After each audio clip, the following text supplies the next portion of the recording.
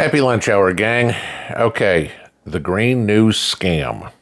We're in the throes of the election right now, and of course, we're going to hear all these stories about how we need to save the planet and kowtow to the environmentalists, and we need to go more green and reduce our carbon dioxide, our carbon footprint, whatever, right? I mean, I'm not telling anybody that anything they don't know. Well, we've recently got some facts on our effects, what we've done, okay? Now, since the Biden-Harris administration has taken office, okay, since beginning of 2021, worldwide, okay, remember, Paris Climate Accords and the Kyoto Protocol and all this sort of stuff, right? That we need to go green. John Kerry and Al Gore and all their crap. Worldwide, during the Biden presidency, $1.2 trillion has been spent on green energy programs, okay? The U.S.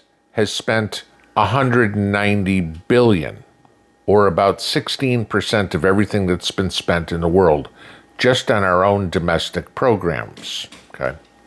Just give you this. We spent $97 billion last year. That's it, okay? Give you this. I can't give you an accurate figure. I can't find out what we have spent, the U.S. has spent on building infrastructure for green energy systems in other countries. That's just not available anywhere I can find. Trust me, I looked. Okay. We all know about all the money that was supposed to be in the infrastructure bill that nothing got spent on. Okay. The internet for rural counties that nobody's got internet on. What the Biden administration has built 8 electric chargers, I think, across the country for the how many billions of dollars they got in the infrastructure bill, every one of these crazy bills they've put. So here's the catch for all that money we spent. In 2021, the United States got 82% of our energy from fossil fuels. In 2024, we get 82% of our energy from fossil fuels. $190 billion, guys. Okay. Right now, we get 82% of our energy from fossil fuels, so be it petroleum, be it coal, whatever. 9% from nuclear, 5.3% from biomass, 0.9% from hydroelectric, and 0.7% from geothermal. So for $190 billion, we have gotten 2.5% of our energy from renewables. You know what else our $190 billion has got? CO2 emissions have increased by 1.7%. Okay? So we're spending a boatload of money, getting no energy to speak of whatsoever, and we're actually emitting more carbon dioxide than we were 4 years ago or 3.5 years ago. Okay? Just give you this. In 2023, the world consumed more fossil fuels than any other year in history. But let's go green, right? Because it works so well. Maybe someday we'll be there. It ain't now, okay? The technology just is not there yet, okay? So $190 billion, let's think about this. That means every single person, every man, every woman, every child has paid $550 out of your pocket, okay? That's roughly $190 billion divided by 350 million people, okay? Each person in this country, well, at least ones that we count, citizens, not the 20 million illegals, is paid $550. So a family of 4 has paid $2,200, or the equivalent of about a year's worth of their electric bill was just given away. Okay. What have we received for our investment? You and me? Okay. We got higher electric bills, right? We all know that. Talked about that yesterday, talked about that a week ago. Okay. It costs more to fill up your tank of gas in your car. I mean, even with gas prices down from where they were a year and a half ago, we're still paying 50% more than we were under Trump. Okay. It costs more to heat your house. I mean, whether you're heating with heating oil or propane or kerosene or electricity or whatever, costs more to cook your dinner. Natural gas is up. Propane is up. You name it. Electric, obviously, if you got an electric stove. So we're paying more after we invested our money to save the planet, which got our carbon footprint to be increased.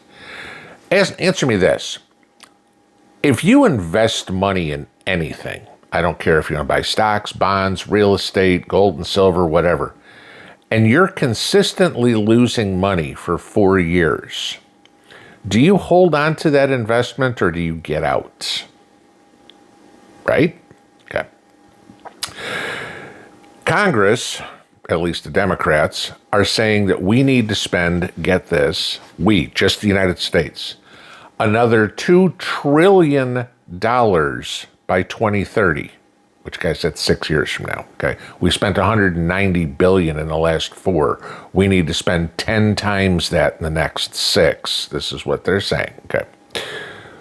Where's that money going to come from? No. We'll borrow it, of course. You know, the printing presses at the Federal Reserve will start working overtime, and we'll get more inflation. So what, if we increase our spending by tenfold on this, can we expect no change, right? Because we haven't got any off the first 190 billion. Well, gee, what, is our carbon footprint going to go up tenfold too? Because that seems to be the only increase in anything that we've got for spending our money. I mean, most of us are having to cut back our budgets. I mean, maybe not Bill Gates and Jeff Bezos. You know, Bezos just debuted his brand new plane that can go Mach 0.9, right? But the rest of us have all been cutting our budgets, putting groceries on credit cards. You know, the country's now over $1.3 trillion in credit card debt. The average used car costs $35,000. The average house costs $419,000. The average rent is over $1,300 a month. Okay. The average grocery bill for a family of 4 is $8,800 a year. How much more can the public afford to pay? Nothing, basically, from myself and everybody I've ever talked to. But the politicians are doing really good about getting rich themselves, because, you know, there's all these federal kickbacks for all these companies. Do I need to remind you of Solyndra, for example? Okay. The politicians keep getting rich while we keep getting poor. Do you now see our feudalistic future? This is what is lying ahead of us. The 1% will own everything, and you'll own nothing.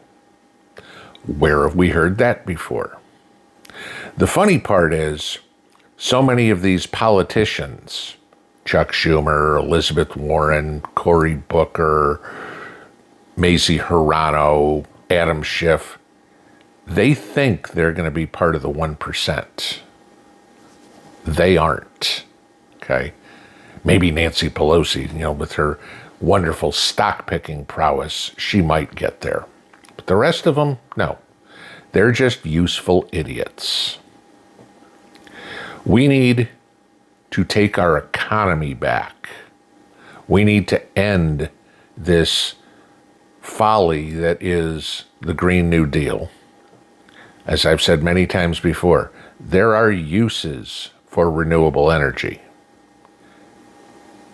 Is it mainstream? Not by a long shot.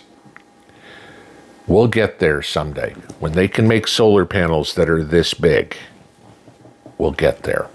When we can figure out battery capacity so it's not taking up a small room, we'll get there.